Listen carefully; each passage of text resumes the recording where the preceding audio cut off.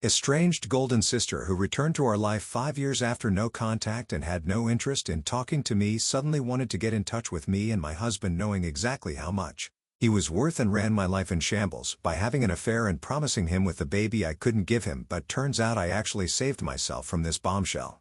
Hi, 34. Female. Never thought I'd be writing about this, but here I am. 5 years ago, my sister disappeared from our lives. It wasn't a sudden event or something that shook the family at first. I suppose we all saw it coming in a way. My sister, let's call her Lauren, was always the golden child, the one who could do no wrong in my parents' eyes. She had the looks, the charm, and seemingly the perfect life. I was more of the shadow behind her, quiet, studious, never drawing much attention. It had always been that way. Lauren and I were never close. As children, we lived in two different worlds, even though we shared the same house and the same parents. She was popular, always surrounded by friends, while I preferred books and small close-knit friendships. In school, I remember watching her from afar, wondering how she managed to be so effortlessly charming, always at the center of attention, while I could barely make it through a conversation without stumbling over my words. It was like we were wired completely differently. The distance between us only grew as we got older. By the time we reached adulthood, it was like she didn't see me at all. She'd brush off my attempts to talk, and eventually, I stopped trying. Our relationship was cordial but indifferent, like acquaintances who happened to share the same last name. I always hoped that one day things might change. Then out of the blue, Lauren cut off contact with everyone. She vanished without a trace. No one knew why or what had happened. It wasn't dramatic though. There were no big blowouts or confrontations, just silence. My parents were heartbroken, of course. They sent her messages, tried calling, and even sent emails, but there was no response. After months of trying to get her to open up, they gave up. It wasn't that they didn't care, but they had no choice but to wait until she came back on her own terms. I think they thought she'd eventually find her way home. This might make me sound awful, but for me, her disappearance wasn't as painful. I had never really felt connected to her, so life went on as usual. I was in a completely different place in life by then. I met and married my husband, Zane, about a year after she left. He was everything I had ever hoped for in a partner: kind, supportive, hardworking. We built a good life together, settled into a comfortable routine. We tried for children early on, but after years of tests and heartbreak, we realized it wasn't meant to be. It was difficult, I won't lie, but we had each other, and that was enough for me, or at least I thought it was enough. 5 years passed with no word from Lauren. Then, one day, she suddenly returned. No explanations, no apologies, just back as if nothing had ever happened. My parents were overjoyed, of course. They welcomed her with open arms like a prodigal daughter returning home. It was as though the years of silence didn't matter to them. I wanted to be happy for them, but something about the whole thing felt off.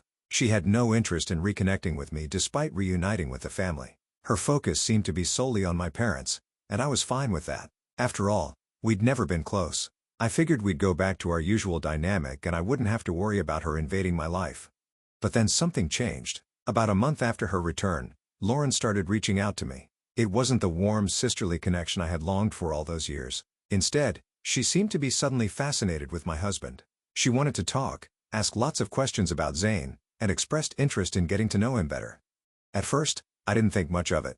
Zane is friendly and he always tries to see the best in people, so he encouraged me to give Lauren a chance. I hesitated, unsure if she was sincere, but eventually I agreed. After all, maybe she had changed. We started meeting up occasionally, her, Zane, and I. It wasn't like we were becoming best friends overnight. At first, it was awkward. We didn't have much in common and the conversations felt forced. But over time, Lauren and Zane seemed to hit it off. They would joke around and talk about things I wasn't particularly interested in, like some obscure sports or her world of high-end fashion. I didn't mind. I was just happy that she was trying to be a part of my life, even if it was through Zane. I thought maybe this was finally the beginning of the relationship we had never had. I was naive, though. I see that now. One day, Lauren suggested that she and Zane could work together on some investment ideas. I didn't see the harm in it. After all, Zane was financially savvy, and I figured Lauren's return might finally give us a chance to reconnect as sisters. But soon, their conversations shifted away from investments to personal topics. They texted more frequently at first during the day, but then it escalated to late-night messages. It wasn't long before I began feeling like the third wheel in my own marriage. Lauren's presence was constant. She was always around, inserting herself into everything Zane and I did. It got to the point where even our weekends, once reserved for just the two of us, involved Lauren in some way. I tried to rationalize it, telling myself that this was a good thing. We were finally building a relationship after all these years, but deep down something felt off. Then the cracks began to show. The tipping point came when I overheard them talking late at night. I wasn't trying to eavesdrop, but the walls in our house aren't thick. They were talking in hushed voices about things that weren't related to work at all. Lauren mentioned something about feeling closer to Zane than ever before. And Zane, instead of setting boundaries, seemed flattered. My stomach churned as I realized what was happening. But still I didn't confront them. I convinced myself that maybe I was reading too much into it. Zane loved me, and Lauren wouldn't do that, would she? Lauren also started texting Zane late at night, sometimes sending him memes or articles. It was nothing too serious at first, or so I thought. But soon, their conversations grew more frequent. I didn't think much of it. I trusted Zane completely. After all, he was my husband, and we had been through so much together. Years of trying to have children, endless doctor visits and late-night talks about what our future would look like without kids. The idea that something could be happening between them never crossed my mind. Zane had never given me a reason to doubt him until, of course, I found out about the affair. It wasn't some grand revelation or dramatic discovery like you see in movies. There were no explosive confrontations or screaming matches. I stumbled upon it by accident one afternoon. Zane had left his phone on the kitchen counter and a message from Lauren popped up. I wasn't trying to snoop, but something about it made me uneasy. I opened the conversation and there it was. A string of messages far more intimate than I could have ever imagined. They had been seeing each other for months right under my nose. I remember standing there staring at the screen, unable to process what I was seeing. The betrayal hit me like a punch to the gut, but that wasn't even the worst part. He admitted they'd been having an affair for months, but worse than the betrayal itself was the reason why. Lauren had promised him something I couldn't give him, a child. She knew exactly how much it hurt that Zane and I couldn't have kids, and she used that, offering him the one thing I couldn't, knowing full well how much he wanted to be a father. Zane, blinded by his desire for a family, had fallen for it. He told me Lauren was pregnant and that he thought this was the best solution. How could I ever trust him again? I was devastated, but that wasn't the worst of it. Over the next few days, I learned Lauren had been plotting this for months. She knew about Zane's success and how much he was worth. She knew about our struggles to conceive and had used all that information to manipulate him. It was all a calculated plan. Lauren, who had shown no interest in my life before, suddenly reappeared with one goal in mind: to destroy my marriage and take what she thought she deserved. She, of course, didn't apologize. In fact, she seemed completely unbothered by the whole thing. She acted as though she had done nothing wrong, like it was perfectly natural for her to swoop in and take what was mine. When I confronted her, she shrugged as if to say, "It is what it is." My parents, to my utter disbelief, sided with her. They told me it was a complicated situation and that I should try to understand. Understand? How could they expect me to understand this? I had lost my husband, my family, and my chance at having a child, all in one fell swoop, but somehow, they expected me to make peace with it. I couldn't stay with someone who had betrayed me so deeply, who had chosen my sister over me. It was the hardest decision I had ever made, but I knew it was the right one. I packed my bags and left that same night. As for Lauren, she went on with her life as though nothing had happened. She and Zane stayed together and they now have a child.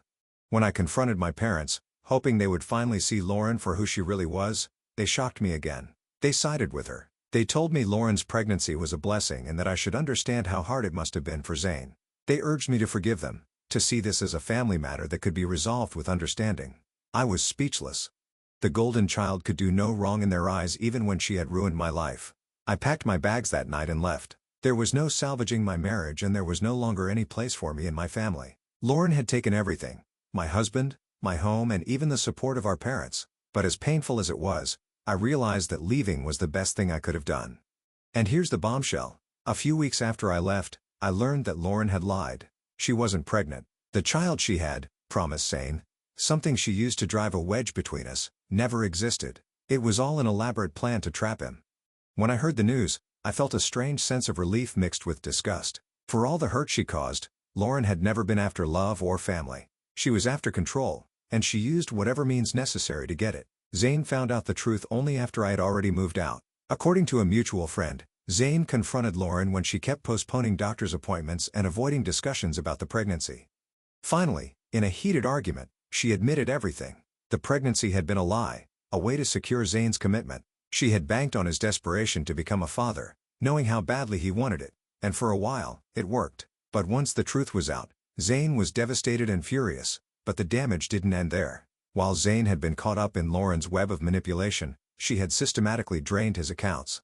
She had convinced him to give her access to his finances, telling him it was for our future child and using their supposed upcoming parenthood as a way to justify large withdrawals and expensive purchases. Zayn trusted her, and in return, she took everything.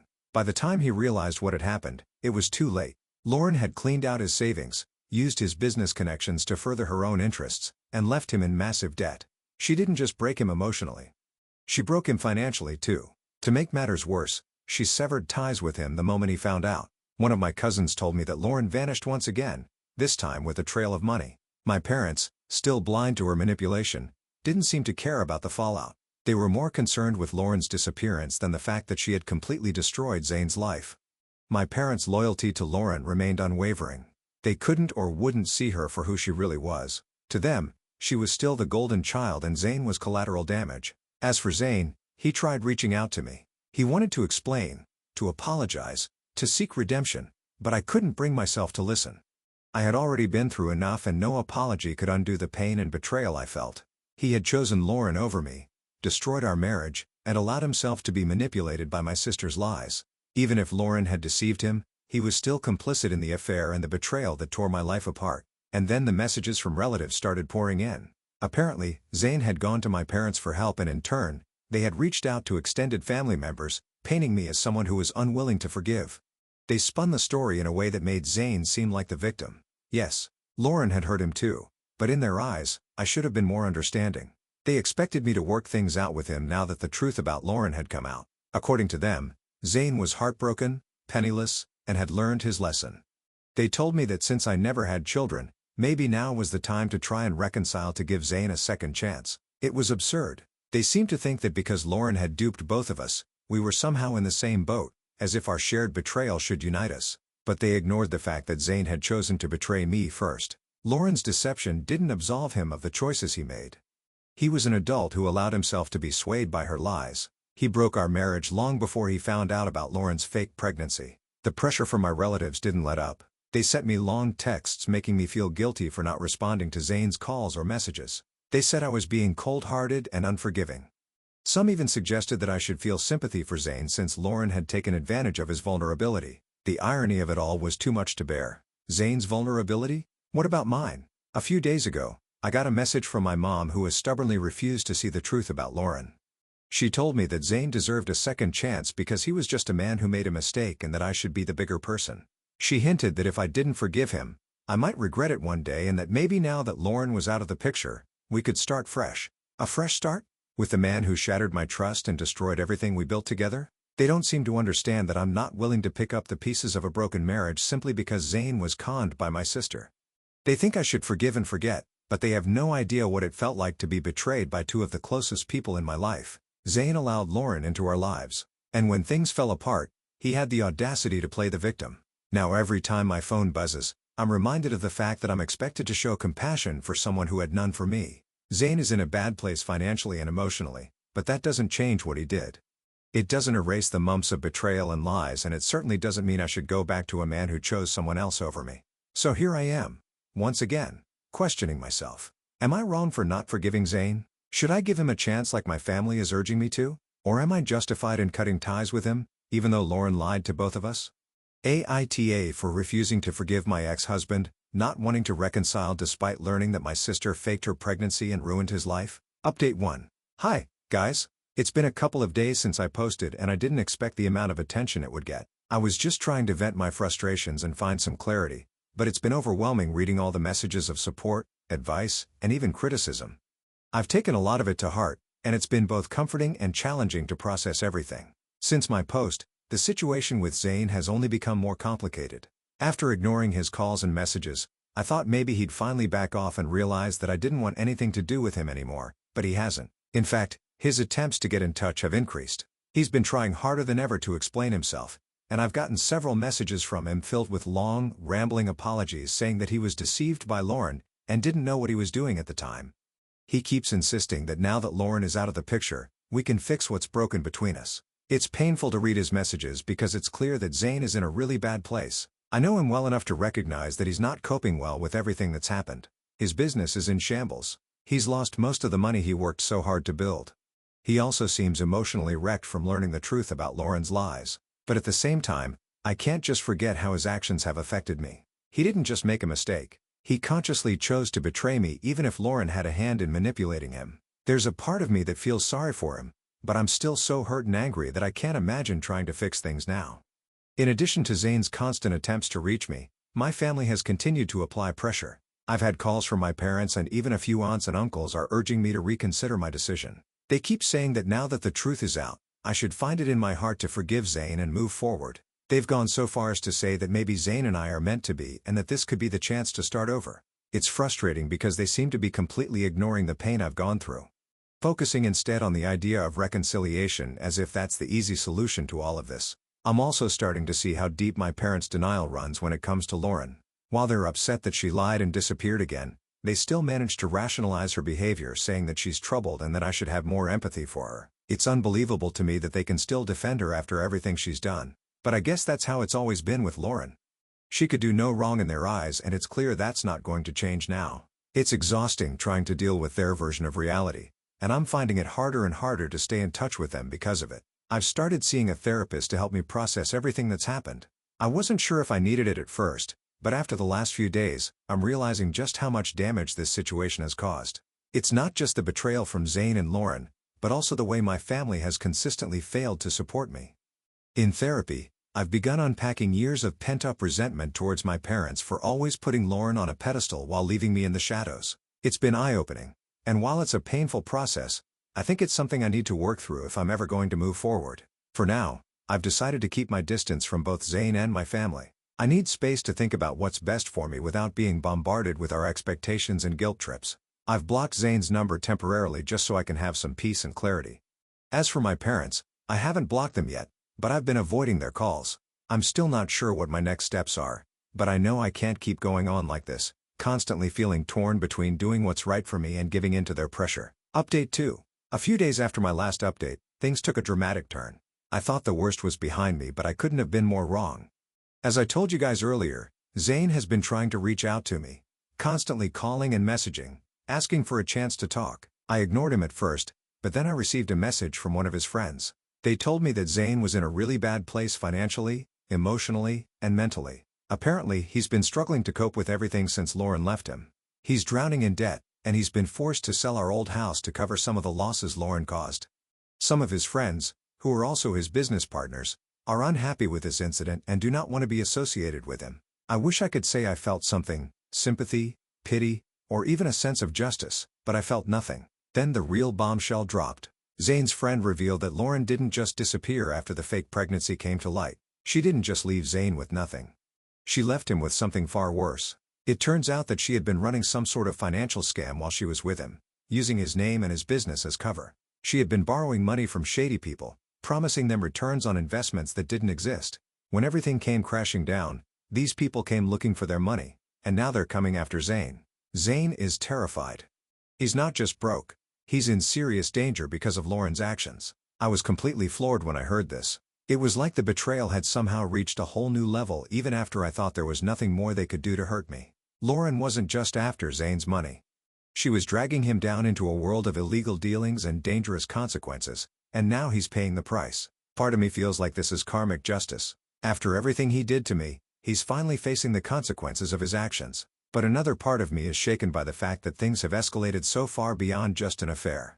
Lauren's actions weren't just about destroying my marriage. They were about completely ruining Zane's life. It's hard to process how deep her manipulation went and how blind we all were to it. I've been receiving even more messages from family members now, telling me that I would be a horrible person if I abandoned him right now, that he is really suffering, and that I should at least talk to him. They're worried for his safety, saying that he's in over his head and doesn't know what to do. Some of them are even implying that I'm partly responsible for his situation because I'm refusing to help him now that he's at rock bottom. I can't believe what I'm hearing. It's not my responsibility to fix this. It's not my job to save him from the mess he allowed Lauren to create. But the pressure is mounting. My relatives are making me feel like I'm being heartless for refusing to offer support. They keep bringing up the fact that I'm his ex-wife as if that somehow makes me obligated to step in and clean up this disaster. I don't know what to do. I feel like I'm stuck between a rock and a hard place. On the one hand, I know that Zane's situation is dire, and I don't want to be seen as someone who abandoned him in his darkest hour. But on the other hand, I can't forget what he did to me, and I don't feel like it's my responsibility to save him from the fallout of his own choices. I'm struggling to make sense of everything. The betrayal, the manipulation, and now this new layer of deceit. It feels like a never-ending nightmare. All suggestions are welcome. Update 3. Hi, guys. A few things have happened over the past few days, so I thought I'd give you an update. First and foremost, Lauren is back. Not at my place, of course, but at my parents' house. I found out through my cousin who let me know that even though my parents had defended Lauren in front of me for so long, this time, they were actually angry and disappointed with her. Better late than never, I guess. Apparently, they were finally able to see through her lies. The truth about her fake pregnancy, the manipulation, how she treated both Zane and me has finally hit home. From what I've heard, Lauren isn't having an easy time with them. My parents have always been the ones to forgive and forget when it came to her, but it seems this time the damage was too great to sweep under the rug. They're furious about the shame and chaos she's brought into the family.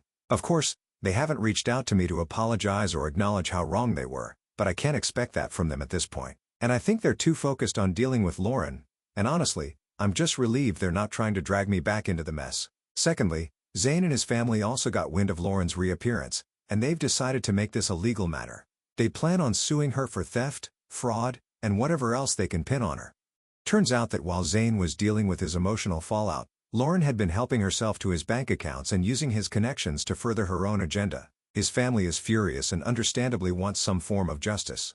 I, on the other hand, have my own divorce proceedings to focus on, so I don't plan on getting involved in their legal battle. I just want to be done with it all. I know some of you might wonder if I'm happy that Lauren is finally facing the consequences of her actions, and in a way, I am. But at the same time, it doesn't feel like a victory. There's no satisfaction in watching your family fall apart no matter how toxic things have been. All I feel now is a strange sense of detachment. I'm not invested in what happens to her anymore, and that's a relief. I don't need to see her punished to move on. I just need her out of my life for good. On the brighter side, I've got some good news for myself. A few weeks ago, I applied for a job in another city. I wasn't sure I'd get it, especially with everything else going on in my life, but I just found out that I did. It feels like the universe is giving me the escape I need, not just emotionally, but physically as well. I'm looking forward to the move, even though it's going to be a big change. It's scary to think about starting over somewhere new. But at the same time, I feel like this is exactly what I need to finally put this whole chapter behind me. The job is in the city I've always loved, and I think it'll be good for me to focus on myself, my career, and building a new life. One where Lauren, Zane, and all the painful memories are nothing but in the past. As for Zane, I've made peace with the fact that our marriage is over. The divorce is moving along and I'm working with my lawyer to make sure everything is handled as smoothly as possible. I have no interest in any kind of revenge or dragging things out. I just want a clean break. Once the papers are signed, I'll be free to walk away and never look back. I also want to take a moment to thank all of you who have been following my story and offering your support. Your comments and messages have been a lifeline during some of the darkest moments.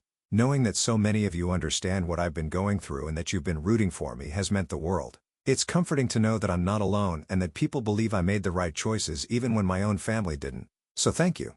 Thank you for reading, for the kind words, the advice, and the virtual shoulder to cry on. I don't know what the next few months will bring,